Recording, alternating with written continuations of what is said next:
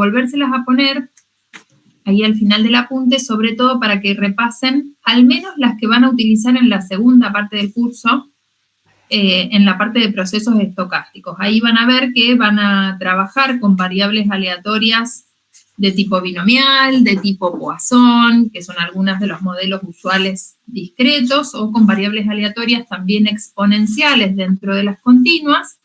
Entonces, bueno, vale la pena que por ahí las repasen y las tengan frescas para poder aplicarlas o hacer uso de ellas en la segunda parte, ¿sí?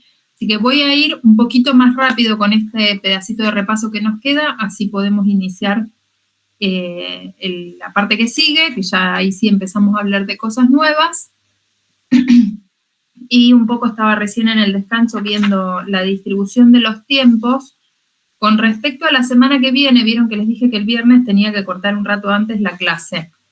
¿Tienen posibilidad ustedes de que empecemos un rato antes, los viernes?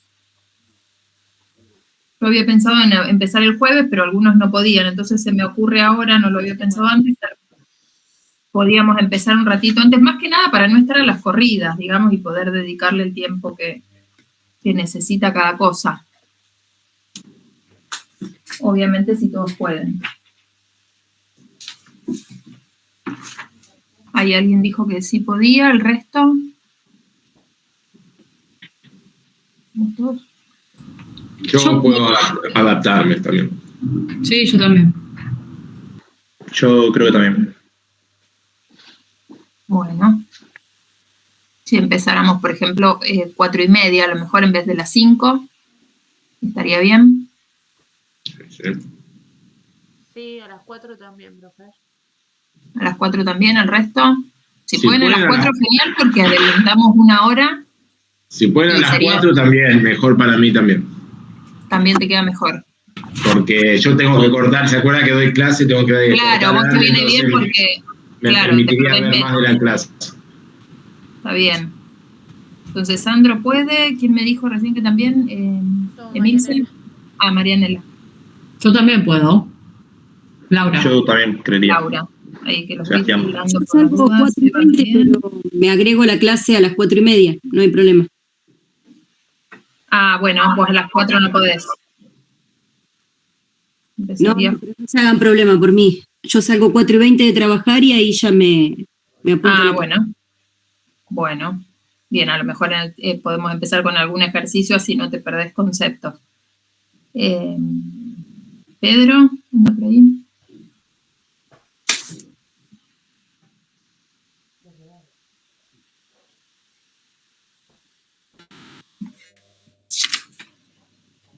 Pedro, ¿y Emilce? ¿Estaba conectada? Sí, acá estoy. Sí, yo no tengo problema. ¿No tenés problema tampoco? Ok. Bueno, me No. faltaría Pedro ahora si A las 4 o a las 4:30, cuando quede más cómodo, no hay drama. Bueno, genial. Sí, si podemos a las 4 mejor, así no les robo clase, digamos, tendríamos el tiempo bien para terminar. Pues yo tengo que cortar 8 menos cuarto, más o menos, porque tengo a las 8 otro compromiso. Y este chico Facundo no se conectó ni ayer ni hoy. Bueno, después le escribo cualquier cosa. Bueno, entonces hacemos así. Buenísimo. Gracias, gente, por adaptarse. Estamos en el grupo a Facundo, profe, no te preocupes. Bueno, dale, genial. Me hacen ese favor. Bueno, entonces, vamos a volver a la diapo que estábamos mirando. Sigo compartiendo, ¿no? Sí. Acá. Bueno, entonces vimos función de distribución acumulada y lo que nos queda ver, decíamos, como para completar todo el panorama de descripción de las variables aleatorias, es el tema de las características de las variables aleatorias, que esto también ya lo vimos con un montón de detalle en la nivelación, pero como para recordar un poco, la idea es que cuando uno tiene una variable aleatoria, lo más desglosado, digamos, la información más completa que puede tener sobre esa variable aleatoria es la distribución de probabilidad que construimos recién, ya sea a través de la función de probabilidad puntual o a través de la función de densidad o de la función de distribución acumulada, cualquiera de ellas. Eso es como el panorama completo. Ahí tengo el descripto por completo y bien detallado todo lo que le pasa a la variable aleatoria. Pero a ese comportamiento también muchas veces nos conviene resumirlo en un par de valores característicos que describan a grandes rasgos cómo es que se comporta esa variable aleatoria, ¿sí? Entonces ahí surge esto de las características de las variables aleatorias, que básicamente lo que hacen es eso, es describir o caracterizar el comportamiento probabilístico con algunas medidas puntuales que relatan sobre ciertos aspectos de la variable. Las dos medidas características o los dos valores característicos más habituales para describir a las variables aleatorias son la esperanza y la variancia. La esperanza se encarga de describir la tendencia central, la localización, el centro de gravedad de la distribución de probabilidad, y la variancia se ocupa de describir la homogeneidad de la variable aleatoria, ¿sí? La dispersión que tienen los valores de la variable aleatoria. Por supuesto que existen un montón de otras características que describen otros aspectos de la distribución de probabilidad, como por ejemplo el coeficiente de asimetría, que nos dice si la distribución es simétrica o asimétrica, el coeficiente de kurtosis, que nos habla de cuán apuntalada o cuán achatada es la distribución de probabilidad, y como esos existen un montón de otras características que van relatando aspectos diferentes de la distribución de probabilidad. Pero por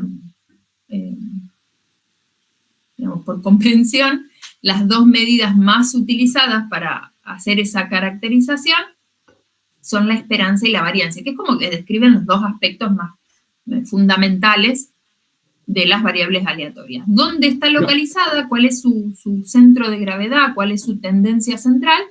Y a partir de ese valor, ¿cuánto se dispersa? ¿Cuán homogénea es alrededor de ese valor? Sí. ¿Las vemos en alguna otra materia, el resto de las características? Las otras características van apareciendo por ahí en aplicaciones particulares. Como características de las variables aleatorias no las van a ver. Digamos, no va a haber un tema que sea otras características de variables aleatorias. Pero por ahí pueden ir apareciendo en diversas aplicaciones, digamos, que tengan que ir haciendo, qué sé yo, por ejemplo, hay métodos de modelado que se encargan de modelar variables aleatorias que tienen una marcada asimetría. Entonces, muchas veces en el contexto de la aplicación de esos métodos, interesa evaluar en particular el coeficiente de asimetría de las variables. Entonces, a lo mejor ahí lo definan y lo vean y lo utilicen en ese contexto en particular. Pero como tema en sí, así como estamos viendo acá la esperanza y la variancia, me parece que no lo van a ver. De todas maneras, si les interesa por algún motivo esas otras características, les puedo sugerir también material para mirar. Por favor, sobre todo en asimetría y kurtosis. Si bueno, sí, después te marco cuando les mande les comparta la bibliografía, te puedo indicar ahí de esos libros que les compartimos dónde mirar eso. Genial. Sí. Buenísimo. Dale. Bien, entonces nos vamos a concentrar nosotros en estas dos características que son esperanza y variancia, porque justamente es como que me dan el pantallazo general. Te digo dónde está localizada la distribución y a partir de ese centro de gravedad cuánto se mueve, digamos, alrededor de ese valor, ¿sí? Entonces, la esperanza se calcula en el caso, o sea, dependiendo, de nuevo, la forma de cálculo de las dos medidas va a depender de si la variable es discreta o la variable es continua, ¿sí? En el caso discreto, la esperanza se obtiene haciendo la suma a través de todo el recorrido de la variable aleatoria de los valores de las probabilidades puntuales, de los valores de la variable aleatoria ponderados por su valor de probabilidad puntual. Es como que voy sumando todos los valores de la variable, ponderándolos por los bastoncitos que tienen encima a esos valores. Entonces, esa cuenta lo que me está dando de alguna manera es como el promedio ponderado de los valores de la variable, ¿no? ¿Y ponderados por quién? Y ponderados justamente por su chance de ocurrencia. Si tengo un valor de la variable que tiene una chance de ocurrencia mucho más grande que otro valor de la variable, ese que tiene la chance más grande de ocurrencia pesa más en el promedio que el otro valor que es menos probable, ¿no? Entonces, la esperanza de la variable aleatoria hace este promedio ponderado y así es como que termina describiendo el centro de gravedad de ese grafiquito de bastones que teníamos. Yo siempre digo que es como que uno busca el punto de equilibrio de la distribución, ¿no? Si uno pudiera agarrar el grafiquito con todos los bastoncitos en el aire, el valor de la esperanza está posicionado en el valor del eje en el que yo tengo que poner mi dedo para que la distribución de probabilidad haga equilibrio arriba y no se caiga para ningún lado. Es justamente eso, es el centro de gravedad de la distribución. ¿Sí? Pongo la distribución de probabilidad y me tiene que quedar haciendo equilibrio sobre ese puntito. Entonces, ¿dónde tengo que poner ese punto de equilibrio para que la distribución quede perfectamente balanceada? Ese es el valor de la esperanza. En el caso discreto lo obtengo sumando, que ojo ahí, porque esta suma puede ser una suma ordinaria si el recorrido de la variable es finito. Pero las variables discretas pueden tener un recorrido infinito numerable. Si este recorrido es infinito numerable, esto ya no es una suma, es una serie matemática. Y las series matemáticas pueden ser convergentes o divergentes. Entonces, la definición de esperanza de variable aleatoria se acompaña siempre por una condición de existencia que garantice que esa serie, en caso de tener recorrido infinito, sea absolutamente convergente. Hay variables aleatorias que no nos vamos a encontrar en la práctica, pero que existen y que no tienen esperanza porque estas series son divergentes. Entonces, por eso se acompaña la definición con la condición de existencia, ¿sí? En los casos de ejemplos que vamos a trabajar nosotros, vamos a trabajar siempre con recorridos finitos y vamos a poder calcular estas sumas ordinarias, pero vamos a ver en alguno de los modelos de distribuciones de probabilidad que vamos a usar, que los recorridos son infinitos. Y entonces para esos recorridos infinitos estas sumas son series. Y hay que analizar la convergencia de la serie y calcular la suma de la serie. ¿Sí? No lo vamos a hacer, nosotros vamos a usar los resultados que ya se conocen, pero sepan que la matemática que está detrás involucra todos esos conceptos. ¿Qué pasa si la variable es continua? Si la variable es continua ya no puedo sumar a través de los valores del recorrido porque el recorrido es infinito no numerable. Entonces, la suma la reemplazo con una integral. Como que los conceptos son siempre los mismos. En el caso discreto todo se resuelve a través de sumas. En el caso continuo esas sumas se reemplazan con integrales, ¿sí? Pero fíjense que la estructura de lo que integro es lo mismo. Valor de la variable, pero ponderado por función de densidad en vez de por función de probabilidad, ¿sí? Y la integral recorre todo el recorrido de la variable. Barre con todo el recorrido de la variable. De nuevo, si este recorrido fuera no acotado, yo tengo una variable aleatoria que puede tomar cualquier valor real positivo, por ejemplo, las duraciones de las baterías. Si no supiéramos que tienen un tope, el recorrido sería de 0 a más infinito. Y la integral de 0 a más infinito es una integral de tipo impropia. Las integrales impropias pueden no ser convergentes, de nuevo. Entonces, también puede suceder en el caso continuo que la esperanza de las variables aleatorias no exista, porque generan integrales impropias divergentes. Entonces, también la definición de esperanza se acompaña de esta condición de convergencia, ¿sí? De nuevo, nosotros vamos a trabajar con integrales que existan, así que no vamos a preocuparnos por ese motivo, por esa situación, pero sí sepan que hay situaciones donde la esperanza no está definida. Bien. Y después teníamos propiedades. Esa es la definición de la esperanza, ¿sí? Y esa esperanza, esa función esperanza, tenía algunas propiedades, que las tienen todas listadas acá. En la nivelación también las vimos en detalle todas y cada una. Las repaso así un poco más rápido.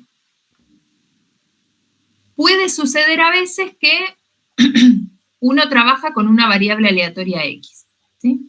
Pero que después, por motivos de cómo va evolucionando el estudio que está haciendo, lo que le interesa no sea esa variable aleatoria X original, sino una función de esa X, ¿sí? Entonces, esa función de la X genera otra variable aleatoria, digamos, Y. Qué sé yo, imagínense en un estudio que, no sé, se estaba analizando los montos de las inversiones que hacían las empresas en publicidad, por decir de alguna manera, o en algún fondo de inversión, qué sé yo. Entonces, mi estudio estaba centrado en el monto, en la variable X, que era el monto de las inversiones realizadas. Pero claro, después cuando avanzo con el estudio digo, che, bueno, pará, ¿y esas inversiones qué ganancia, qué retorno habrán generado? Entonces me interesa una nueva variable aleatoria, que es el retorno de la inversión, que es una función del monto invertido, seguramente, ¿no? Y a lo mejor de otras cosas, pero pensémoslo así en una situación muy simple, que la ganancia de la inversión depende del monto que se haya invertido. Entonces tengo otra variable aleatoria diferente, que es el monto de la ganancia de la inversión, pero que depende de la que yo ya tenía analizada, que era el monto de la inversión.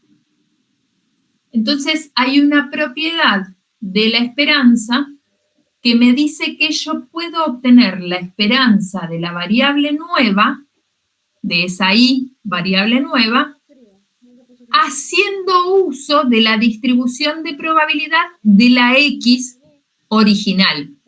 O sea, no me hace falta deducir la distribución de probabilidad de la Y. Puedo obtener la esperanza de la Y haciendo uso de la distribución de la X de la que depende esa Y. ¿Sí? Acá lo tienen escrito en fórmula, pero es como pensarlo, o sea, imagínense que, qué sé yo tenía la...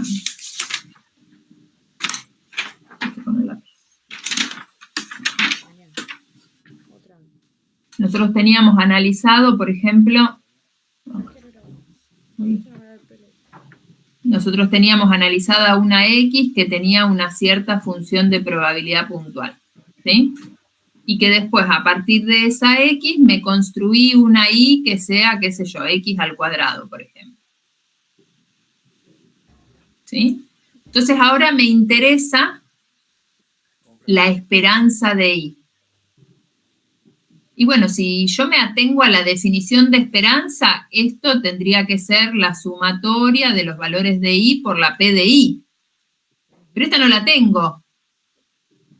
Yo lo que tengo es la de la X, que ya conocía. Bueno, esta propiedad lo que me dice es, no te hace falta construir la P de Y. Calcula la suma usando la P de X, pero en vez de sumar los valores de Y, suma lo que sea Y en función de X. O sea que acá hago la suma de los X al cuadrado por la P de X. Es como que meto la función esta, G de X, como argumento de la suma y sigo usando la P de X. Me ahorro la deducción de la función de probabilidad de la variable nueva, ya sea en el caso discreto o en el caso continuo.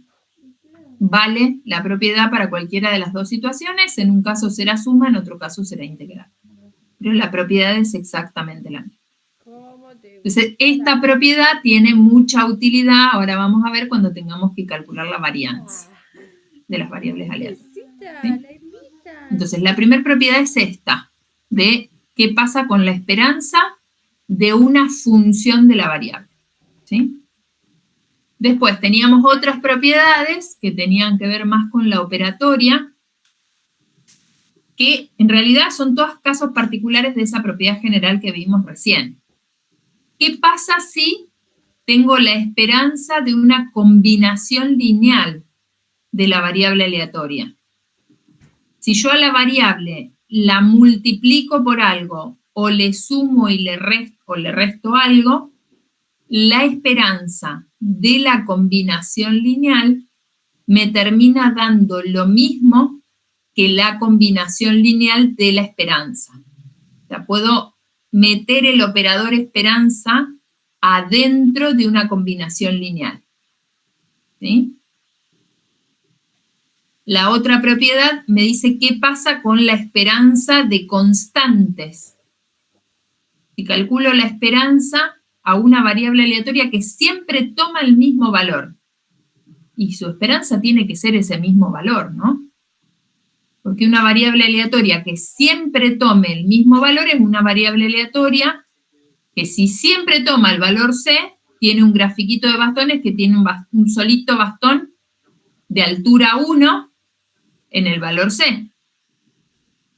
Y entonces, ¿sobre qué punto hace equilibrio esta distribución? Y sobre ese mismo C.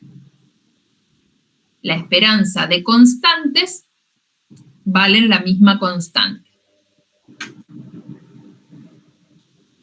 Y esas propiedades se pueden generalizar para más de dos variables, más de una variable aleatoria en realidad, como que la esperanza de una combinación lineal de n variables aleatorias es lo mismo que la combinación lineal de las n esperanzas individuales de las variables aleatorias. ¿Sí? Esto lo que nos está diciendo es que el operador esperanza, la función esperanza, se mete adentro de las funciones lineales. Ojo con eso. Solo puedo pasar por arriba de una función si es lineal. Si la función que a mí me interesa no es de tipo lineal, esta propiedad ya no vale. Es lo que tienen puesto acá. En general, no es cierto que la esperanza de una función cualquiera sea lo mismo que la función de la esperanza. Por ejemplo, la esperanza del logaritmo de x no es lo mismo que el logaritmo de la esperanza de x. La esperanza de x al cuadrado no es lo mismo que la esperanza de x toda elevada al cuadrado. Una súper común es la esperanza de 1 sobre x no es 1 sobre la esperanza de x. Porque todas estas son funciones no lineales. Pero la esperanza de a por x sí es a por esperanza de x. Esta sí es igual. ¿Por qué? Porque a por x es una función lineal. Estoy escalando con un factor multiplicativo a la variable. Eso es una combinación lineal. La esperanza de a más x también es una combinación lineal, es una función lineal de la x. Entonces esto es a más esperanza de x. ¿Sí? Pero en estas no. Si la función no es lineal, no puedo meter el operador esperanza adentro de la función. La forma de vivir más yankee. ¿Sí? Usted vive en el resto del mundo, nosotros no lo vivimos. Bien. Entonces, esa es la esperanza como característica. Y la otra característica que dijimos que íbamos a repasar, era la variancia de una variable aleatoria. Y la variancia lo que me describe es la dispersión de la variable. A partir de ese centro de gravedad, que es la esperanza, ¿cuánto se alejan los valores de la variable en promedio? la variancia de una variable aleatoria se calcula como una esperanza, pero ya no de la variable, sino de la variable centrada. Fíjense que lo que está dentro de la esperanza son las distancias entre los valores que toma la variable y el centro de gravedad. Yo identifiqué en mi variable aleatoria su centro de gravedad, qué sé yo, imaginemos que tenemos una distribución, una cosa así. Y bueno, su centro de gravedad debe estar como por acá, ¿no? Qué grande es. Supongamos que esta es la esperanza de la variable. Entonces, ¿qué hace la variancia? Dice, bueno, vos tenés el centro de gravedad acá. ¿Cuánto se dispersan los valores de X del recorrido a partir de este valor de esperanza? Entonces tengo una dispersión para este lado y una dispersión para este lado. La variancia va tomando todas esas distancias y de alguna manera promediándolas con esta esperanza, ¿no? Haciendo el promedio ponderado de esas distancias. De nuevo, ¿ponderado por quién? Y ponderado por la altura de la F en cada caso. Acá yo tengo un valor de X que está muy lejos de la esperanza. Pero ese valor de X, que genera un desvío muy grande con respecto al centro de gravedad, no pesa lo mismo, no tiene la misma importancia que este otro valor de X que está más cerquita. Estos desvíos chiquitos que tengo acá ocurren con mayor frecuencia que estos desvíos grandes que generan estos valores de X más alejados, porque acá la F es mucho más chiquita. Entonces tengo que tener en cuenta eso, no puedo pesar con la misma importancia a estos desvíos grandes que a estos desvíos más pequeños, ¿sí? Eso es lo que hace la esperanza. Ir ponderando estas diferencias por la chance de ocurrencia que tengan esas diferencias, ¿sí? Entonces lo que se hace es eso, es como un promedio ponderado de las distancias entre el centro de gravedad y los valores de la variable, hasta dónde se mueve.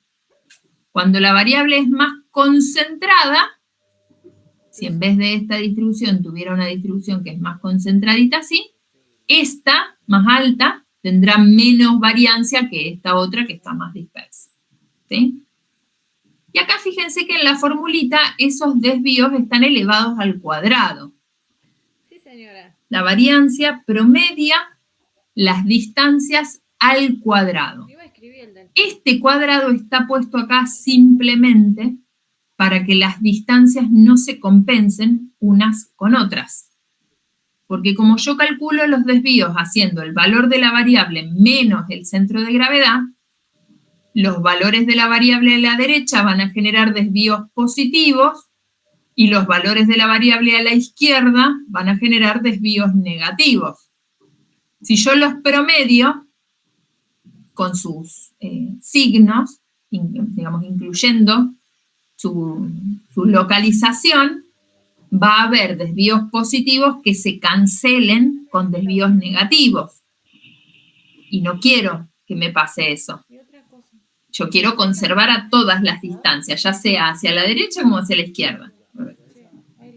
Entonces, ¿qué hago? Elevo esos desvíos al cuadrado. Calculo el promedio con los desvíos al cuadrado, con eso obtengo la variancia, pero después, a efectos interpretativos, a ese resultado le calculo la raíz cuadrada y me genero el desvío estándar de la variable. Puedo usar cualquiera de las dos como medida de dispersión, tanto la variancia como el desvío estándar. Es una cuestión de interpretabilidad nada más. La variancia está medida en unidades al cuadrado. Entonces por ahí puede ser como poco interpretable, ¿no? Esto que decíamos recién, la ganancia de las inversiones. Y en la variancia de la variable son $100.000 al cuadrado. ¿Qué son los dólares al cuadrado? No sé. Como que queda raro, ¿no? Para la interpretación. Entonces, en general, lo que se hace es como volver a la unidad de medida original, calculándole la raíz cuadrada a la variancia. Y la raíz cuadrada de la variancia es lo que conocemos como desvío estándar de la variable, que también es medida de dispersión y está en las mismas unidades que la variable original. ¿Sí? La variancia que se calcula de esta manera tiene una fórmula de trabajo, que es esta que está acá abajo, que simplifica un poco las cuentas. Cuando uno tiene que hacer la cuenta a mano de la variancia, es más fácil, es más operativo trabajar con la fórmula de trabajo que con la fórmula original. Pero todavía después de 20 años la tela tona, ¿te das cuenta, no? Ay, perdón, denme un segundito.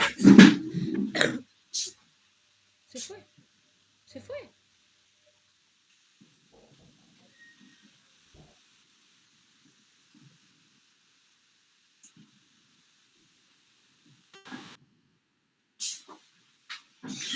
Ay. Creo que... Entonces, esa formulita de trabajo es como más fácil de trabajar por los cálculos que implica. Puedo usar cualquiera de las dos, por supuesto, pero esta es más fácil de trabajar en la práctica. Hicimos, creo que en la nivelación debemos haber hecho la deducción de una hacia la otra. La fórmula de trabajo me dice que lo que yo tengo que hacer para calcular la variancia es calcular la esperanza de la variable elevada al cuadrado, ya que esto implicaría hacer la integral o la suma de los valores de la variable al cuadrado multiplicados por su probabilidad o su función de densidad. Y a eso le tengo que restar la esperanza de la variable original, el resultado de la esperanza de la variable original elevada al cuadrado. Fíjense que es la misma función cuadrática, adentro de la esperanza o afuera de la esperanza. Entonces acá se ve bien esto que decíamos de que la esperanza de una función no lineal no es lo mismo que la función no lineal de la esperanza. Porque si lo fuera, esto me daría siempre 0. Si la esperanza de x al cuadrado fuera igual al cuadrado de la esperanza, las variancias valdrían siempre 0. O sea, todas las variables aleatorias tendrían dispersión 0. Eso no puede ser. ¿Sí? Entonces acá se ve clarito que estas dos cosas no pueden ser iguales. ¿Sí? Entonces, esto es más fácil de calcular que esto. Porque si yo quisiera operar con esta definición, tendría que construirme esta variable x menos esperanza de x y elevarla al cuadrado. Tendría que agarrar como la tablita de valores y hacer cada valorcito de x menos la esperanza, elevarlo al cuadrado y después hacer la suma ponderada de esos valores. ¿Sí? Con esta formulita simplemente es elevar al cuadrado cada valor de la variable. Entonces, la variancia también tiene propiedades igual que la esperanza. La primera propiedad me dice que la variancia de una combinación lineal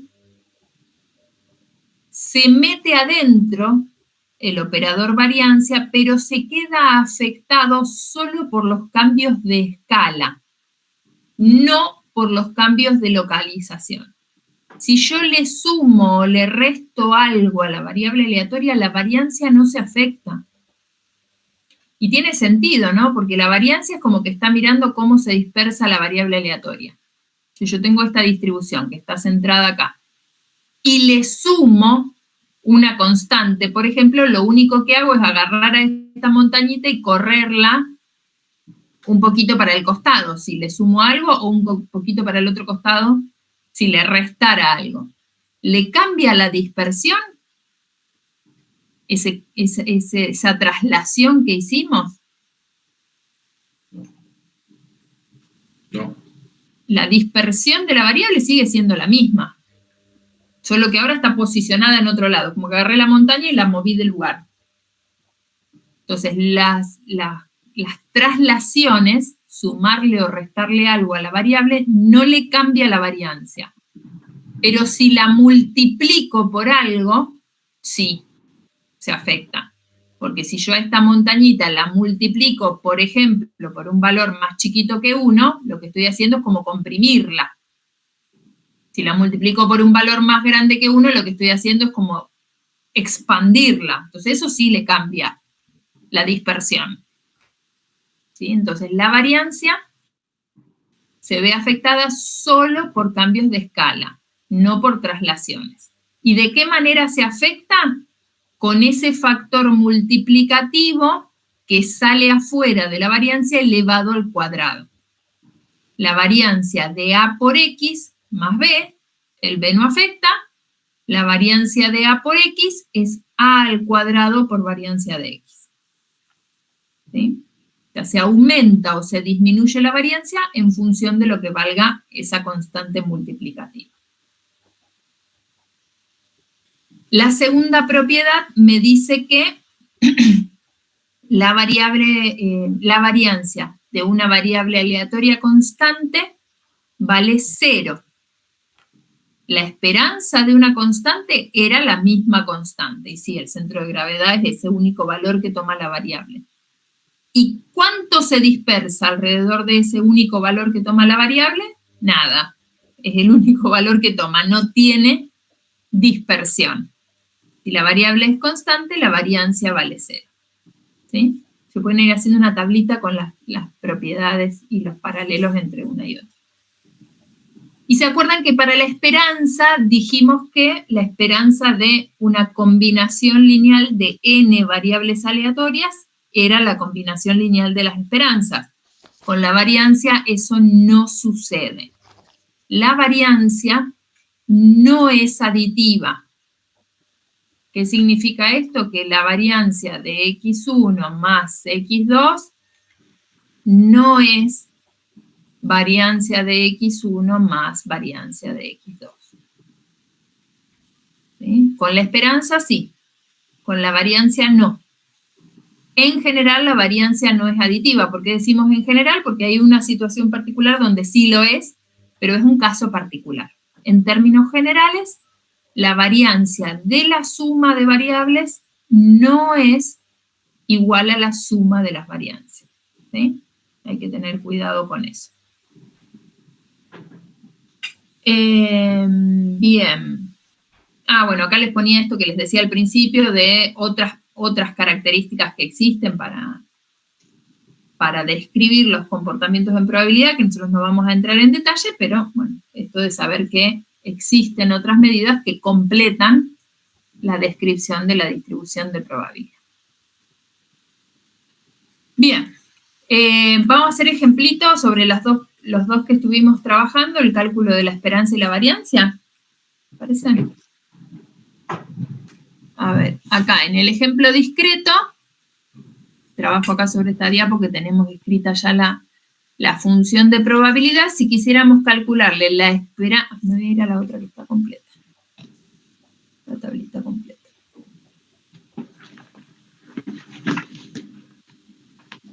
Acá teníamos la tablita completa de los valores de X con sus valores de probabilidad. Si quisiéramos calcularle la esperanza a esta variable aleatoria, ¿qué tendríamos que hacer? Tendríamos que hacer la suma variando X en todo el recorrido, desde 2 hasta 12, de cada valor de X multiplicado por su valor de probabilidad. Entonces, como que agarramos la tabla y vamos haciendo producto cruzado y sumando, ¿no? Ahora les pregunto, antes de hacer la cuenta, ¿cuánto les parece que va a dar la esperanza de esta variable? 7. Miren el grafiquito. Y debería dar 7. Claro, mirando el grafiquito, si tenemos que elegir un valor, un valor del eje donde poner el dedo para que ese grafiquito se quede haciendo equilibrio, suponemos o razonamos que ese valor tiene que ser el 7, ¿no? Hagan la cuenta, a ver si da.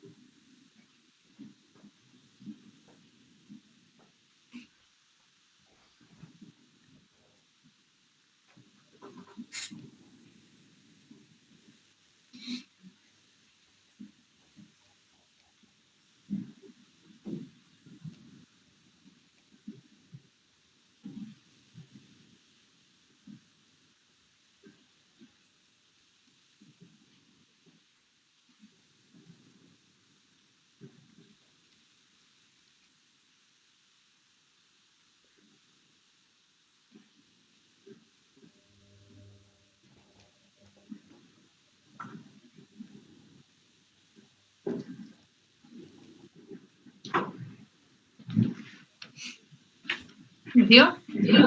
Sí, sí. Da 7. ¿No? Tengo que ir sumando todos estos productos, puedo sacar factor común 1/36, y esto da efectivamente 7, que se corresponde con lo que analizamos gráficamente. ¿Sí? Entonces, ¿qué significaría si uno tuviese que interpretar este valor 7 de la esperanza? El valor 7 es el centro de gravedad de la distribución, que en términos prácticos, digamos, lo que está representando es como el valor promedio que uno espera observar de la variable aleatoria a través de muchas repeticiones del experimento aleatorio. Si uno repitiera este juego de tirar 2 dados al aire muchas veces y fuera registrando el valor que obtiene cada una de esas repeticiones y hace después el promedio de todos esos valores, ese promedio va a ser 7. ¿Sí? Entonces ahí hay que tener cuidado, que es un poco lo que charlábamos ayer con el ejemplo de la ganancia esa esperada, ¿no? El valor de la esperanza puede incluso no ser un valor que la variable aleatoria tome técnicamente. Acá justo nos dio 7 y el 7 es un valor posible de la variable. Pero imaginen, por ejemplo, que estamos tirando un solo dado al aire, un dado regular, ¿sí? Tiramos el dado al aire y registramos como variable aleatoria el valor que sale en la cara superior. ¿Sí? Entonces esa sería una variable aleatoria discreta que toma los valores del 1 al 6. ¿Con qué probabilidad cada uno? Un sexto. Un sexto. Calcúlenle la esperanza a esa variable aleatoria. ¿Cuánto da?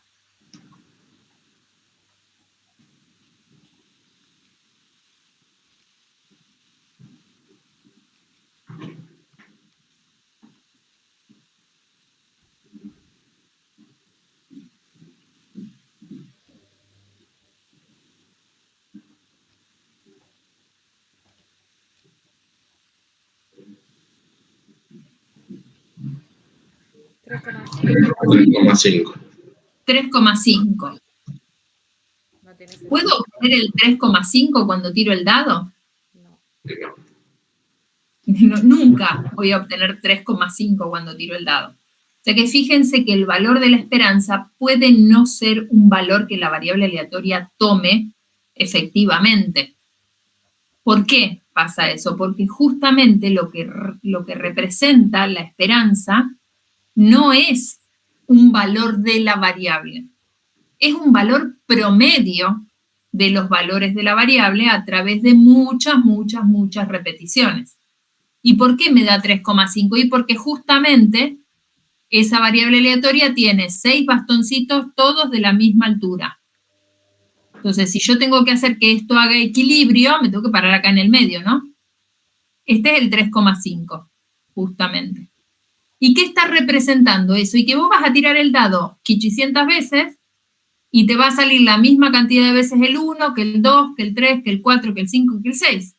En promedio, esos valores te van a promediar 3,5. ¿Sí? La esperanza representa eso, es como el valor que se espera observar en promedio a través de muchas repeticiones del experimento aleatorio, a través de muchas observaciones del fenómeno aleatorio. ¿Sí? Entonces, ese valor que obteníamos ayer, el 9.700, me acuerdo, 97.000 de ganancia que obteníamos, la variable no vale 97.000 nunca. O valía 200 o valía menos 100. Entonces, ¿qué era el 97? Y es, si vos invirtieras muchas veces, y algunas veces ganas 200 y otras veces perdés 100, en promedio, a través de todas esas repeticiones, la ganancia neta va a ser 97. Pero en una repetición del experimento nunca vas a tener 97. ¿Está bien? Eso es lo que representa la esperanza. Bien. Entonces, en este caso, la esperanza de este ejemplo, la esperanza nos dio 7, y la variancia, ¿cómo calcularíamos variancia en este caso? 1 menos 3,5 elevado al cuadrado, más... Claro, tendríamos que hacer, si lo hiciéramos acá, por ejemplo, bueno, en el ejemplito sí, más simple en ese que hacer el cálculo en el otro. En este ejemplo, si quisiéramos calcular la variancia, tendríamos que hacer 1 menos 3,5 elevarlo al cuadrado, 2 menos 3,5 elevarlo al cuadrado, 3 menos 3,5 elevarlo al cuadrado, y así. Y después, promediar todos esos valores ponderados por un sexto.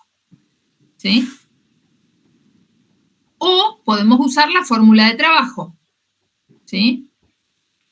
Voy a escribirlo acá.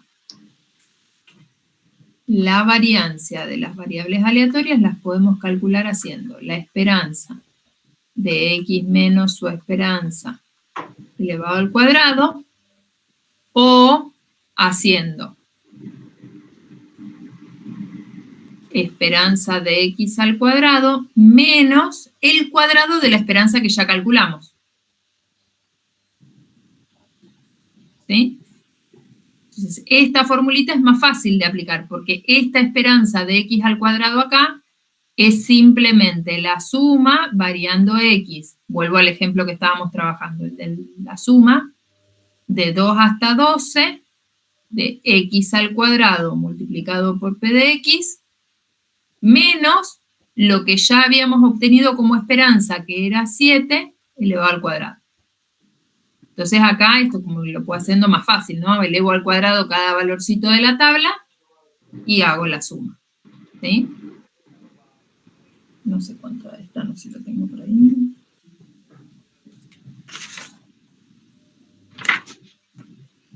Necesito que vayan a ver mi teléfono, si escribe el del pollo para ver si está. Sí. No tengo calculada la variancia. Bueno, pueden hacer la cuenta ustedes y ven cuánto da la variancia. En el caso continuo, lo mismo. ¿Sí? Solo que estas sumas que estuvimos trabajando acá se reemplazan con las integrales. ¿Sí? En este ejemplo que tenemos acá, con la x que se distribuía con esta función de densidad, si quisiéramos calcularle la esperanza a la variable aleatoria, tendríamos que hacer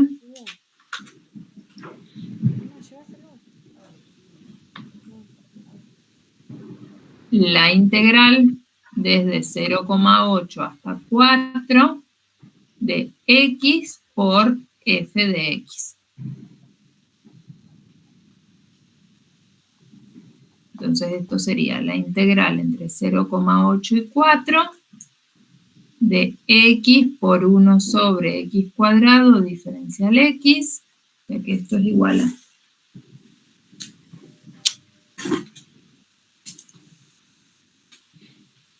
la integral entre 0,8 y 4 de 1 sobre x diferencial x, y esto es logaritmo de x entre 0,8 y 4. Porque esto es el logaritmo de 4 menos el logaritmo de 0,8.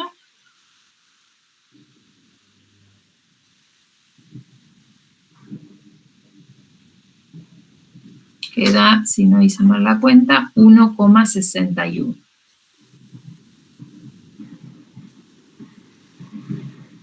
Entonces, de nuevo, ese 1,61, ¿qué representa? Si uno probara muchas baterías de celulares y midiera cuánto tiempo duran, en promedio, esas duraciones son de 1.600 minutos. Un poquito más de un día. ¿Sí? En promedio, ¿significa eso que todas las baterías van a durar eso? No. Habrá algunas que duren más, otras que duren menos. ¿Cuánto más y cuánto menos? Y eso me lo dice la variancia. ¿Sí? Y para calcular la variancia, acá lo mismo. Puedo usar directamente la fórmula de trabajo. Hacer la esperanza de x al cuadrado menos el cuadrado de la esperanza. Entonces esto será la integral entre 0,4 y 0,8 y 4 de x al cuadrado multiplicado por la f de x, que era 1 sobre x cuadrado, menos lo que ya calculamos como esperanza, que era 1,61 elevado al cuadrado.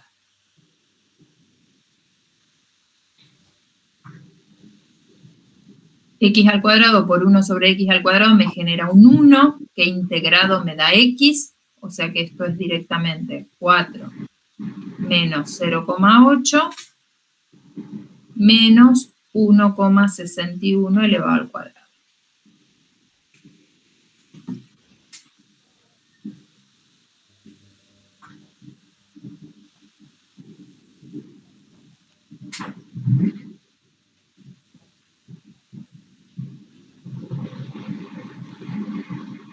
Queda 0,61 casi.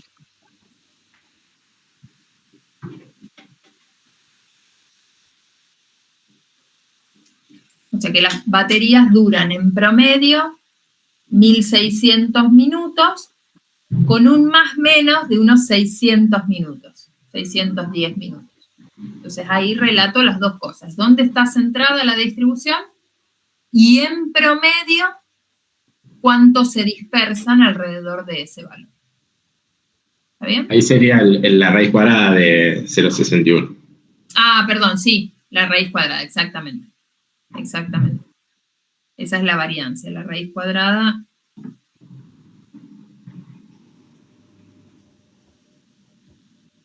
$0,78. 0,78, ok. Bueno, entonces un poquito más la dispersión. 1.600 minutos con un más menos de 700 y pico de minutos. 780 minutos. ¿Está bien?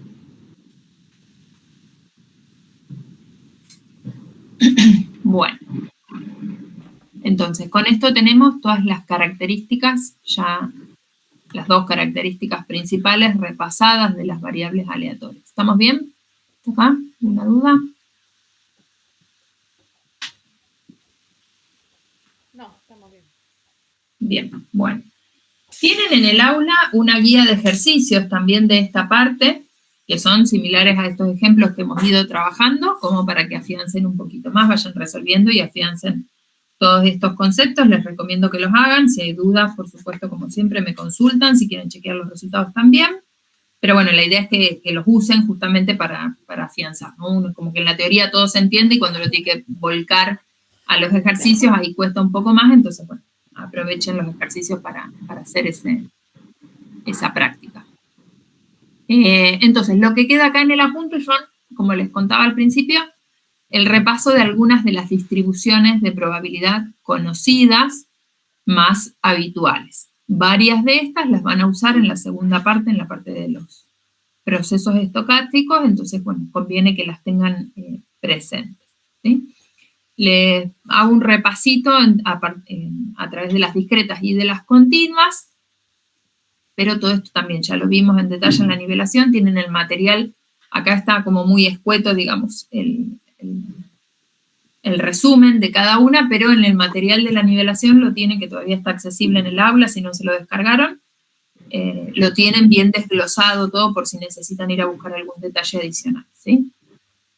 Entonces, dentro de las distribuciones discretas más conocidas, la mayoría de ellas se originaba a partir de un experimento muy particular que era lo que llamábamos experimento o ensayo de Bernoulli.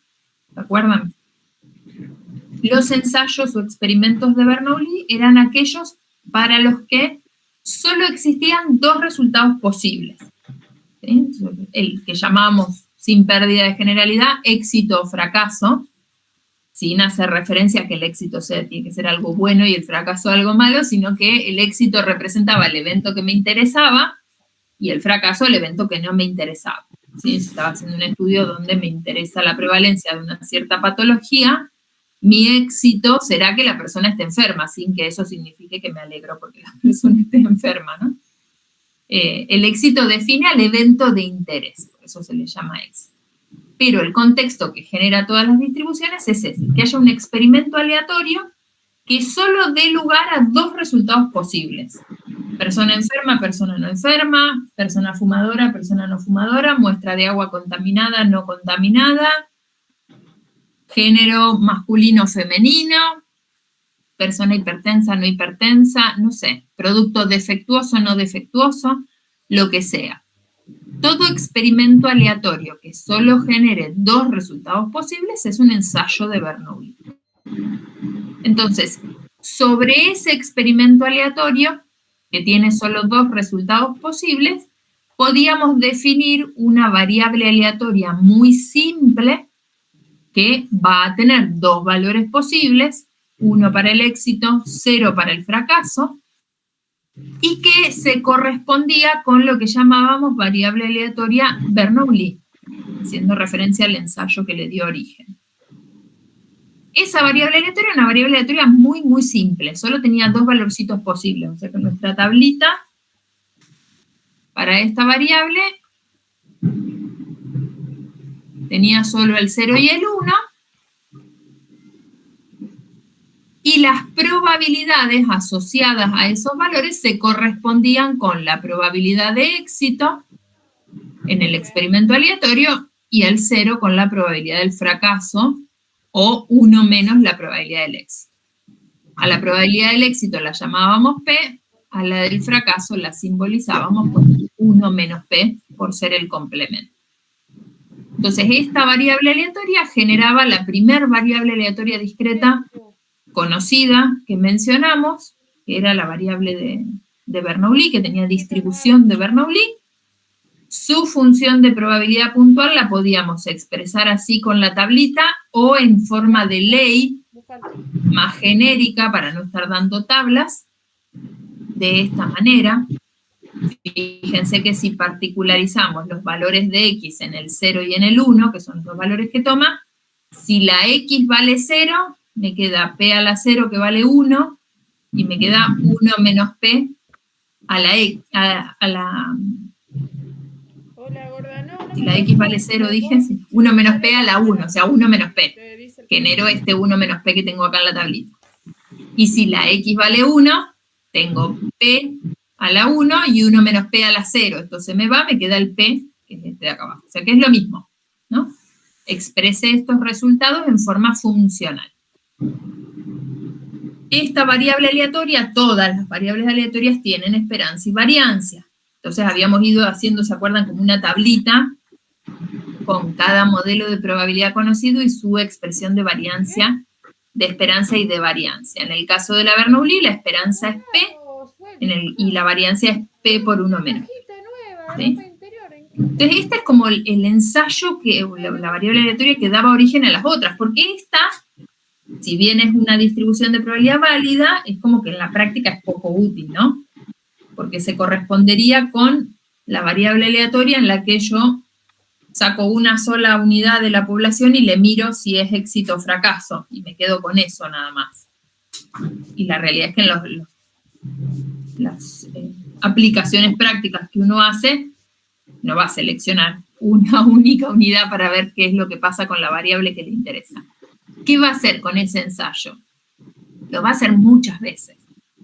Yo voy a repetir este experimento aleatorio muchas veces. Si estoy buscando la prevalencia de una enfermedad, seleccionaré una muestra de personas de la población y a cada una le mediré si tiene la enfermedad o no.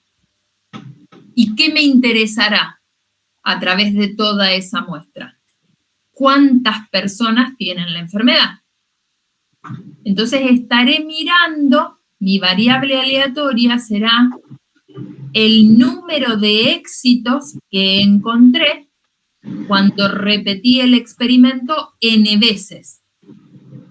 Sigo estando en el contexto de un ensayo de Bernoulli, pero ahora no me quedo con una sola repetición, sino que lo repito n veces, una cantidad fija de veces, y cuento cuántos éxitos tuve.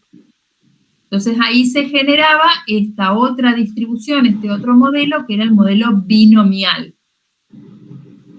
Para el modelo binomial, la variable que interesa es esta X que tenemos acá, que es el número de éxitos en n repeticiones del experimento.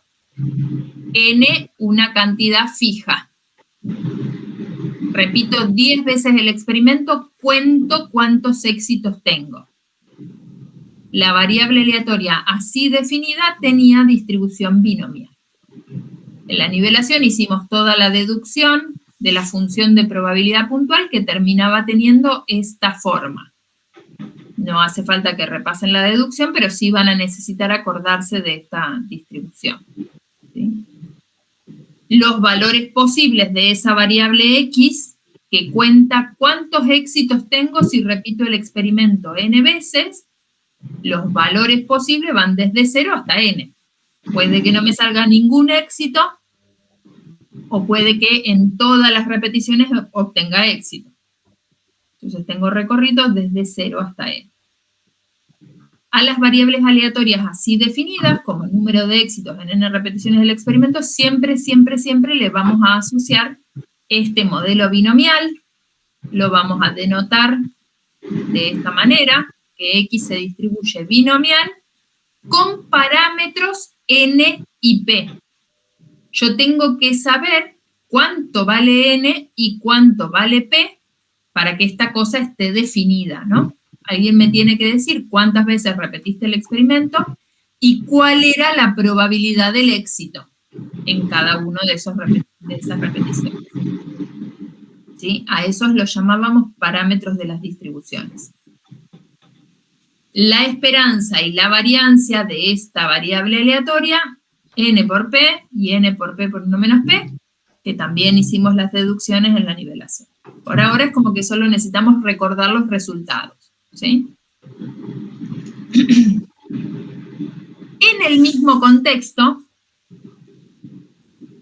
de la distribución binomial, podemos generar otra distribución si damos vuelta el enfoque con el que hacemos la experiencia.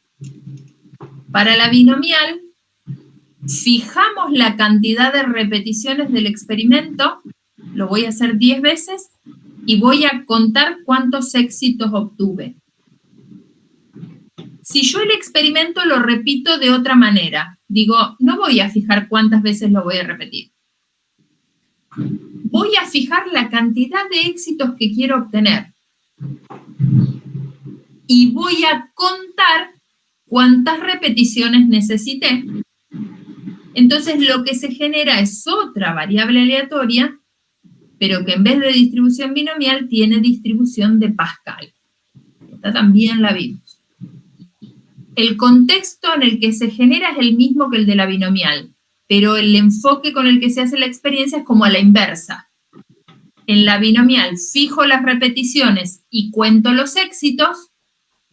En la Pascal fijo la cantidad de éxitos que quiero obtener y cuento cuántas repeticiones necesité para obtener esos éxitos. ¿Sí? Entonces, en la Pascal, la X, la variable aleatoria, es número de repeticiones necesarias para lograr R éxitos. R, una cantidad fija. Acá no fijo el N, fijo el R. No fijo las repeticiones, fijo los éxitos. En la binomial, fijo las repeticiones y cuento los éxitos, al revés. ¿Se ve?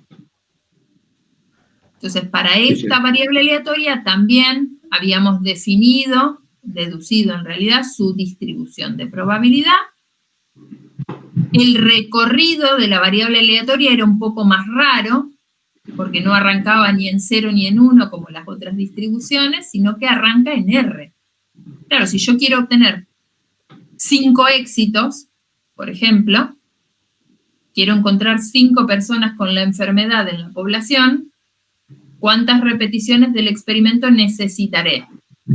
Y como mínimo 5. Si tenés suerte de que en los primeros 5 repeticiones... 5 te caiga éxito. 5 éxitos, claro. Si no, vas a necesitar más. Entonces el recorrido de la variable arranca en R y de ahí sigue. Y este no tiene tope. ¿Qué sé yo? Si la enfermedad que estoy buscando es una enfermedad muy rara, probablemente necesite sacar muchas personas de la población hasta que encuentre la cantidad de éxitos que quiera. Entonces no hay forma de acotar este recorrido. ¿Sí? También esta distribución tenía una esperanza y una variancia. Y de esta distribución había un caso particular muy usual, que era la distribución que se generaba cuando la cantidad de éxitos que estaba buscando era 1. Si en particular a mí me interesa la cantidad de repeticiones que tengo que hacer hasta encontrar el primer éxito, entonces ahí lo que tenemos es la distribución geométrica. ¿Sí? Podríamos ni mencionarla, porque es el caso particular de la Pascal para R igual a 1. Está dicho acá. Es un caso particular. Bueno, acá dice binomial negativa, esto sería Pascal. La binomial negativa es una distribución más general incluso que la Pascal, pero no vamos a entrar en detalle sobre eso. Si quieren, reemplacen eso por Pascal. Es un caso particular de la distribución Pascal cuando el número de éxitos que interesan es R igual a 1. Entonces, se la menciona como un caso particular porque es muy habitual en estudios que se busque la primera aparición del evento de interés, el tiempo de eficacia de un medicamento que se mide como el tiempo hasta el que la primera persona recae, o hasta que se produce el primer contagio de una enfermedad, por ejemplo. Esto de que sea el primer evento tiene muchas aplicaciones prácticas, entonces por eso se particulariza la distribución para ese caso y se la analiza en particular, pero uno podría directamente trabajar con el modelo general Pascal. ¿Sí? Entonces la función de probabilidad puntual de la geométrica es esta, que no es más que la formulita que vimos antes, para el caso R igual a 1, esperanza y variancia, igual que en los casos anteriores. Y después teníamos dentro de las distribuciones discretas, fíjense que estas que vimos recién, todas tienen como su punto de partida el ensayo de Bernoulli. ¿Sí? Si a ese ensayo de Bernoulli lo repito una cantidad fija de veces y cuento los éxitos, tengo binomial. Si lo repito hasta que me aparece una cierta cantidad de éxitos, tengo Pascal. Si es hasta que me aparece el primer éxito, tengo geométrica. Y después tenemos la Poisson, la distribución Poisson, que se corre un poquito de esa situación general, pero que tiene como su definición muy similar a la binomial. En la binomial nosotros contábamos número de éxitos en n repeticiones de un experimento aleatorio, de un ensayo de Bernoulli. La Poisson también es una variable de conteo de éxitos. La X cuenta el número de éxitos que obtenemos, los éxitos o eventos, pero con la particularidad de que esos éxitos o ese evento de interés no ocurre al realizar un experimento aleatorio, o sea, al repetir un experimento aleatorio, sino que pueden ocurrir como en un intervalo de tiempo o en una región de espacio continuo. Ya no tengo la repetición, que lo hago una vez, obtengo éxito o no, lo hago otra vez, obtengo éxito o no. Tengo como una región de oportunidad abierta, que puede ser de tiempo, de espacio, de lo que sea, y dentro de esa región de oportunidad los éxitos se pueden presentar en cualquier lado o en cualquier momento. Entonces, el conteo de éxitos que ocurren en regiones de oportunidad no discretas se distribuyen con distribución Poisson en vez de binomial, ¿sí? Es como que es lo mismo, es una variable de conteo, pero si ese conteo es a través de repeticiones de un experimento aleatorio, de un ensayo de Bernoulli, es binomial. Y si los éxitos pueden ocurrir en una región de oportunidad no discreta, es Poisson. ¿Qué sería? Por ejemplo, número de personas que entran a un banco durante un periodo de tiempo de 1 hora. Entonces, claro, ahí los éxitos es que entre una persona al banco. ¿Y cuál es el ensayo que dice que entra o no entra la persona? No tengo ese ensayo acotado donde entra o no entra una persona. La persona puede entrar en cualquier momento dentro de la hora. No tengo forma de discretizar ese momento de ingreso de la persona. Entonces ahí es Poisson. Número de accidentes que ocurren en una intersección de calles durante la hora pico de tránsito. Dale, gracias. Todos esos conteos de éxitos que se pueden presentar en cualquier momento durante un intervalo de tiempo se distribuyen con distribución Poisson, ¿sí? Entonces es lo mismo, la distribución Poisson tiene su función de probabilidad puntual, su esperanza, su varianza. Con estas distribuciones binomial y Poisson van a trabajar un montón en los procesos estocásticos, ¿sí? Así que repásenlas. Y después, dentro de las continuas, bueno, teníamos la uniforme, que esta es una distribución bastante simple y que en general en la práctica no se presenta para modelar fenómenos, sino que se utiliza como para generar otras distribuciones.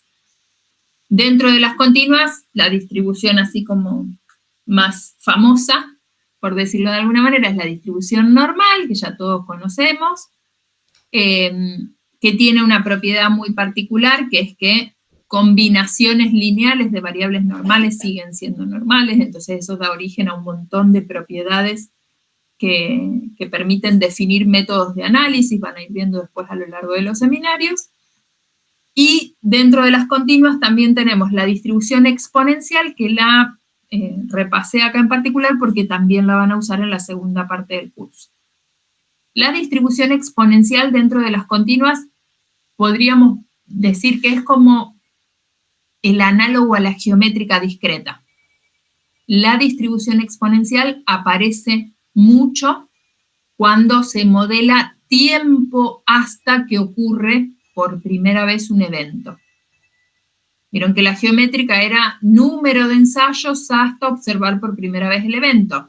De nuevo, lo mismo, si los éxitos pueden ocurrir en ensayos, en repeticiones de un ensayo puntuales. Pero si el éxito puede ocurrir en cualquier momento del tiempo, si tengo una Poisson, el tiempo hasta que se observa por primera vez el evento es exponencial. ¿Sí? Entonces van a ver después en los procesos estocásticos que el modelado del tiempo hasta que pasa tal cosa por primera vez se asume en general con distribución exponencial. ¿Sí? La distribución exponencial es un caso particular de una distribución más general, que es la distribución gamma, que la gamma sería como el análogo continuo de la Pascal discreta, ¿sí? Es como que podríamos establecer una especie de analogía o correlato entre las distribuciones discretas y las continuas, que modelan como el mismo tipo de fenómenos, ¿no? Si estamos en el contexto en el que se efectúan ensayos de Bernoulli, y la variable que interesa es el número de eventos, el número de éxitos en un número fijo de ensayos, tengo distribución binomial. Si lo doy vuelta y lo que cuento son los ensayos hasta obtener una cantidad fija de éxitos, Pascal. Si esa cantidad fija de eventos es 1, me interesa el primer evento, tengo la geométrica.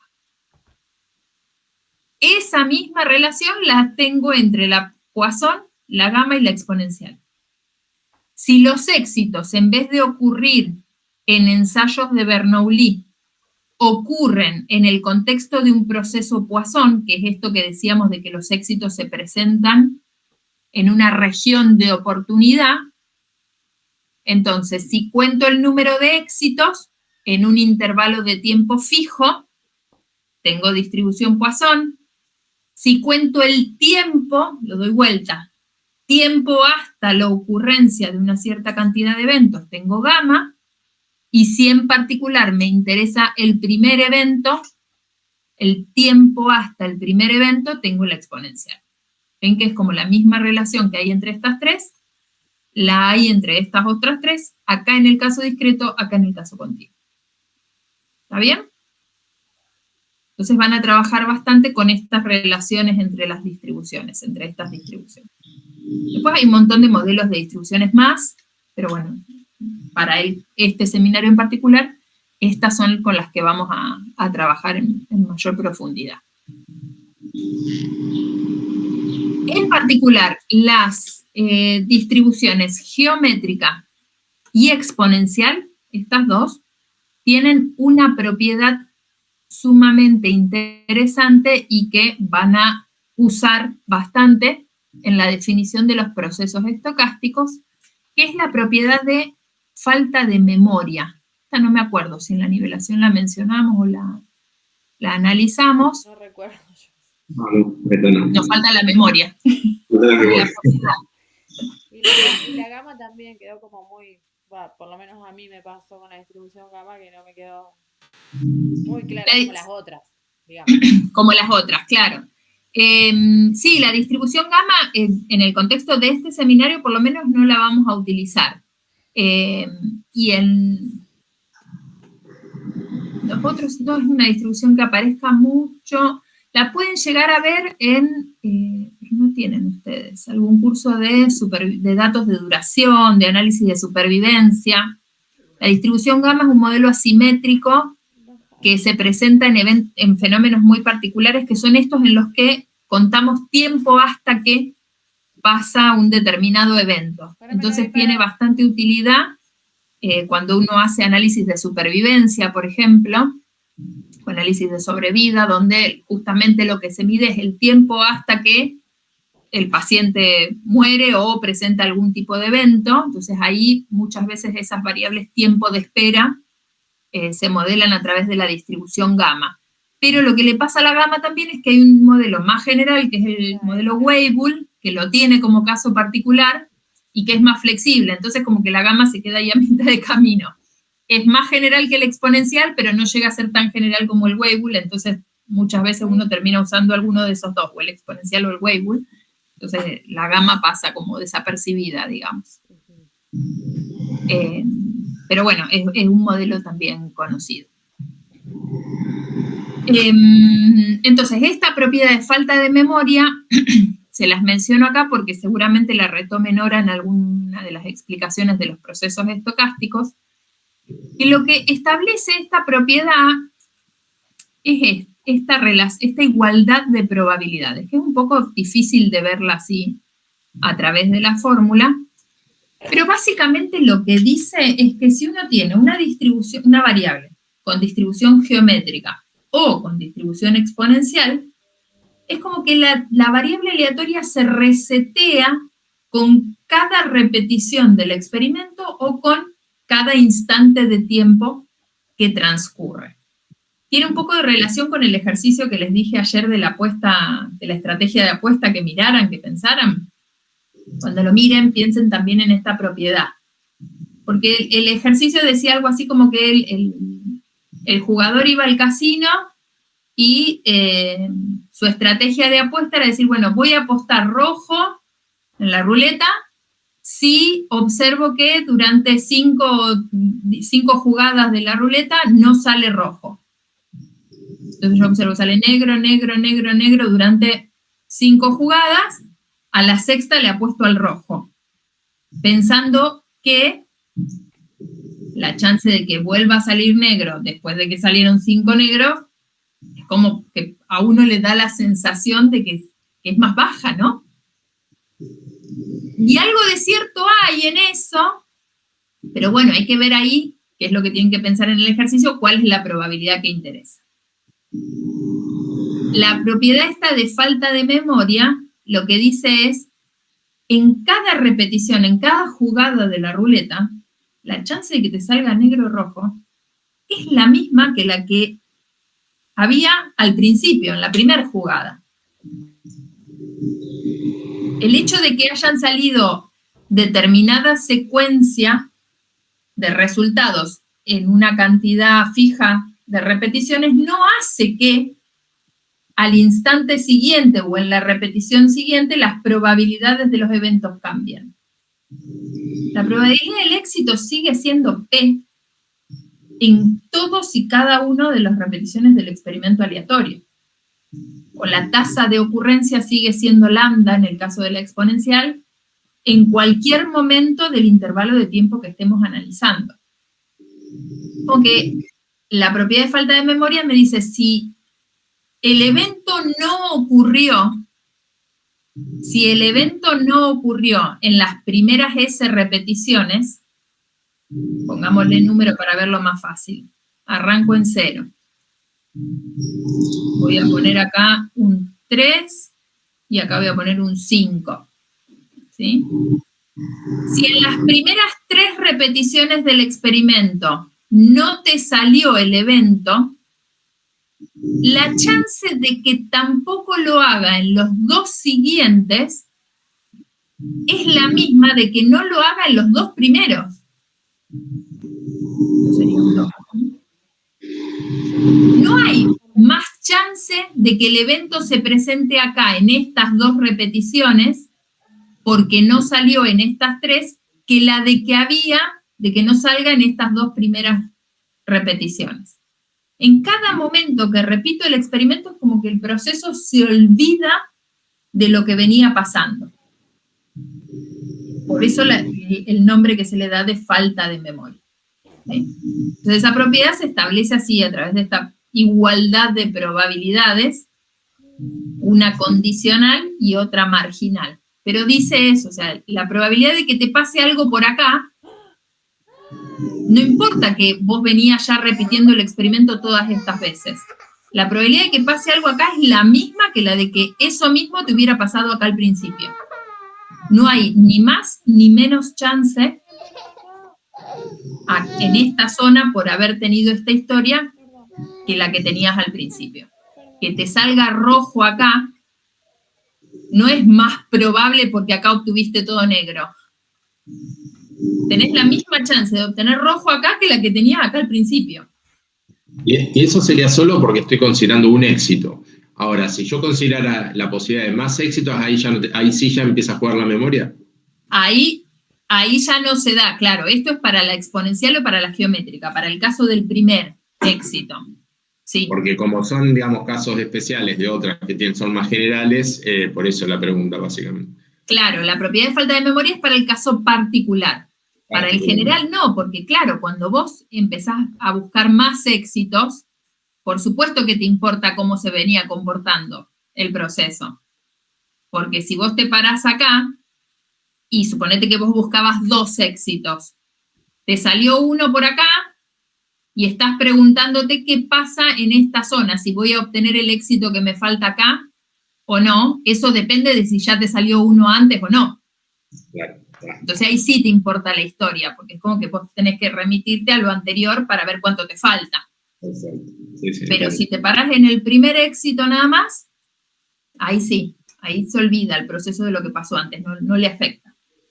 ¿Sí? Entonces, bueno, esta propiedad, que por supuesto se puede demostrar también matemáticamente, pero no nos vamos a poner a hacer la cuenta, la van a usar, después van a ver que tiene su utilización en la definición de ciertos procesos estocásticos. ¿Sí? Bueno, bien, terminamos. Contra todo pronóstico y les robé un par de minutos, me parece, sí. Bueno, ¿cómo están hasta acá? Bien. ¿Se fue aflorando todo lo que habíamos visto? Estuvo bueno. Okay. Sí. Esta propiedad, la última, me costó entender, pero después, al final, me costó Bueno.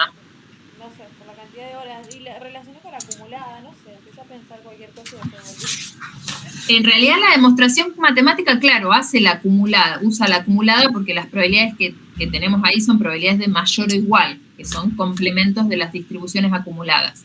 La demostración hace uso de eso, pero digamos, como alcanza como que lo entiendan de esta forma intuitiva que lo estuvimos analizando. Si quieren después les subo la demostración analítica, digamos que a lo mejor ayuda a bajarlo un poco más a tierra, pero la idea es esa, es quedarse con la idea de que si estoy trabajando con un modelo geométrico, con un modelo exponencial, no me interesa si hace un año que estoy tirando la ruleta o si es la primera vez que lo estoy haciendo. La chance de los eventos no se modifica por la historia de ocurrencias anteriores de la variable. Que hayan salido 15 negros consecutivos en la ruleta no hace que en la repetición 16 haya más chance de que salga el rojo. La chance sigue siendo la misma que era al principio. Y que es un poco como antiintuitivo, ¿no? Y esa antiintuición tiene que ver con la probabilidad del evento simultáneo, que es un poco la idea de lo que tienen que pensar en el ejercicio, digamos, no les quiero spoilear el ejercicio. Pero es cierto que hay una probabilidad muy, muy bajita de ocurrencia, pero no es la de que me salga rojo en la tirada 16, es otra probabilidad la que es baja, y que a efectos de la apuesta no me genera nada, no me genera ningún beneficio. Pero bueno, se los dejo para madurar ustedes. Si quieren lo discutimos el viernes que viene. Profe, ¿le puedo hacer una pregunta? Sí, obvio. Capaz que lo dijo, pero no me acuerdo.